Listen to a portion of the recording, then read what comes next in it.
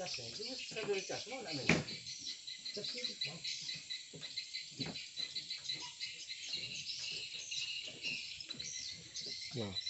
persiapan mau nyemprot nah Bang Aminnya. Baiki capnya masih. Nah, nah itu ya kondisi burung.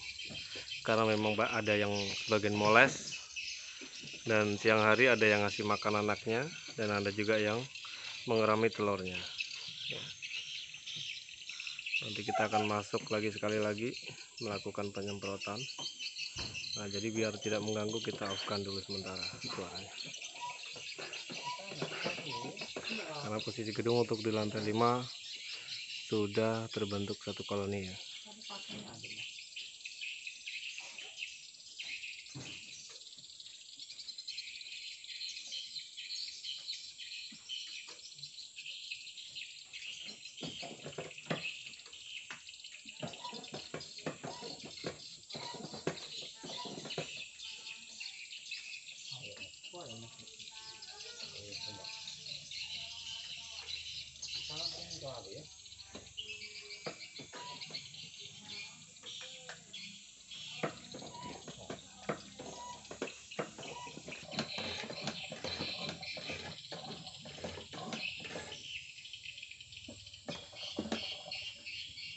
Assalamualaikum warahmatullahi wabarakatuh. Selamat datang kembali di channel MBS.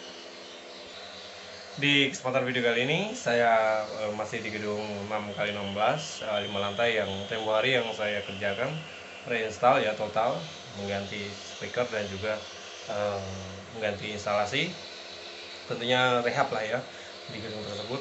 Mungkin bisa Anda lihat untuk perkembangan sebelumnya di video saya, dan nanti saya pun akan tetap melakukan pengecekan setelah 2 atau 3 bulan kemudian untuk mengecek perkembangannya apakah ada penambahan lagi atau tidak. Dan di sini saya sedang melakukan aktivitas penyemprotan. Jadi mari ikuti saya penyemprotan sambil lihat keadaan dalam gedung. Oke, jangan lupa, dan sebelum kita nyemprot sebaiknya kita keluarkan dulu burungnya ya. Yang jelas walaupun suara semua sudah mati, itu burung masih tetap ada yang bertahan di dalam ya, seperti burung yang mungkin sedang moles, burung yang mengkerami telurnya gitu ya, dan mungkin burung yang masih keluar masuk dan juga anakannya masih bertengger, dan ada juga burung anakan yang masih belajar terbang di dalam. Nah, oleh karena itu jadi kita matikan aja dulu untuk suara dalam semua. Kecuali panggil tetap hidup nggak jadi masalah ya. Nah, intinya itu alangkah baiknya kalau memang orang awam gitu ya. Tapi kalau memang Anda udah tahu bagaimana gedung Anda, nggak jadi masalah. Oke, kita langsung masuk aja. Ikuti terus channel saya. Saya akan melakukan penyemprotan di dalam gedung ini.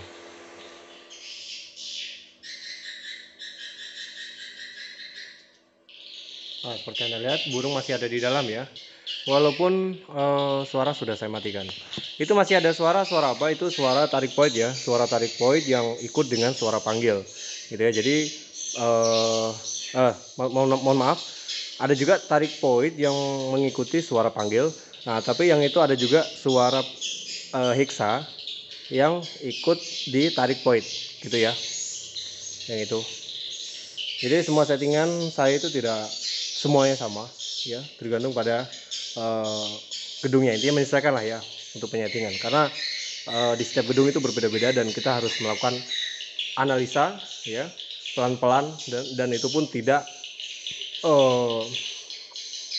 dilakukan atau pergantian itu secara hitungan hari atau minggu, tapi per bulan.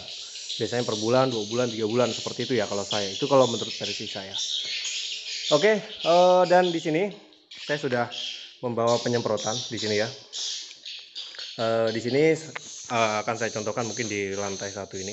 Ini khususnya untuk pemula ya, yang mungkin masih tanya-tanya mengenai penyemprotan sirip ya. Jadi kalau menurut saya, kalau memang gedung Anda sirip aman, satu aman dari jamur, tidak masalah kita semprot gitu ya, dengan diamond ini dengan diamond apapun yang kebiasaan di gedung Anda itu menggunakan diamond apa gitu ya. Nah, tapi dengan satu syarat. Kalau memang di situ ada perkembangan dan kondisi sirip bagus dan tidak ada bau-bau yang aneh-aneh gitu dan tidak ada sarang laba-laba, itu tidak disemprot pun tidak masalah. Nah, yang paling utama setiap penyemprotan, ini khususnya untuk pemula ya, bukan untuk yang sudah senior ya. Saya pun masih belajar gitu ya, sama-sama belajar kita ya. Nah, jadi terutama kita kelilingi dari dinding ya. Sebelumnya memang sudah saya jelaskan mengenai ini, cuma karena mungkin tidak saya buat konten videonya khusus atau judul khusus, mungkin ada di beberapa video yang waktu saya lagi mengerjakan gedung ya, pas mungkin dalam aktivitas apa, tapi di situ saya sudah menjelaskan semua ya kepada Anda semua. Jadi mungkin yang sudah mengikuti channel saya, mungkin sudah subscribe dari dulu sampai sekarang, mungkin udah tahu lah ya dari awal seperti apa perjalanan saya ya. Nah, jadi seperti ini untuk pemula ya, saya ingatkan lagi, dan saya pun tidak minta Anda harus mengikuti saya. Nah, tapi cermati apakah masuk logika atau enggak. Kalau enggak, mohon sarannya di kolom komentar.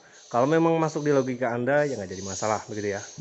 Cuma ini saya peruntukkan untuk orang awam, dan jangan sesekali menirukan kalau memang menurut Anda salah begitu ya. Jadi kalau saya biasanya rata dari dinding penyemprotannya ya. Ini hanya ilustrasi aja ya. Intinya hanya contoh aja. Nah, jadi setelah dinding merata semua, misalkan ya, ini dinding rata semua. Nah, baru kita lihat sirip. Misalkan di area sirip sini, kalau memang ada seperti sarang-sarang laba-laba, nah itu sarang ada laba-laba ya. Kemarin udah saya bersihkan, saya sapu, tapi masih ada muncul lagi. Nah, itu layaknya disemprot. Tapi kalau kondisi sirip Anda memang tidak memungkinkan seperti berjamur, itu bisa saja dengan syarat nanti untuk sementara pas waktu penyemprotan angin-angin ini dibuka ventilasi. Lalu kita lakukan penyemprotan, dan untuk penyemprotannya sendiri jangan terlalu dekat gitu ya. Jadi agak berjarak ya. Misalkan jarak ya kurang lebih 80 cm lah ya dari sirip. Nah, seperti ini diembunkan. Gitu ya. Karena ini ada sarang laba-laba ya. Tahu lah ya, sarang laba-laba gitu. Dan ini diamonnya saya menggunakan diamond biasanya ya. Mungkin Anda semua tahu lah diamond apa ya. Saya tidak perlu menyebutkan merek apa. Yang jelas ada kegunaan masing-masing diamond untuk rumah burung walet ya. Nah, jadi itu tadi ya, saya lanjutkan setelah memang sirip tadi ada yang sarang-sarang laba-laba apa itu. Nah, jadi wajib kita semprot, dan di sela-sela wajib kita semprot agar kecoak-kecoak di dalamnya bisa keluar dan berjatuhan mati begitu ya. Jadi setelah semua sudah selesai, barulah kita lakukan penyemprotan di lantai gini ya. Jadi merata. Ini hanya contoh aja ya. Ini. Nah, gitu. Ini kenapa nih tanah nih ya, karena dulunya nggak sempat dicor ya. Ini padahal cor-coran, rencana mau dicor tapi nggak tahu kapan untuk direnovasi lagi karena belum ada waktu dari pemiliknya sendiri. Nah, jadi apabila gedung Anda di lantai dasar seperti ini, usahakan ventilasi ya dimaksimalkan agar tidak terjadinya lembab. Nah, dan untuk kelembapan sendiri, seperti terjadinya masalah jamur di sirip, itu kalau menurut saya ya, entah itu menurut Anda benar atau salah, yang jelas ini menurut versi saya, sirip itu kan berdasarkan mohon maaf, sirip itu berjamur itu berdasarkan bukan hanya masalah kelembapan yang terlalu tinggi, tapi melainkan pada kayunya itu sendiri ya yang bermasalah. Biasanya kayunya itu sendiri yang berjamur nih, sebagai contoh ini memang kayunya.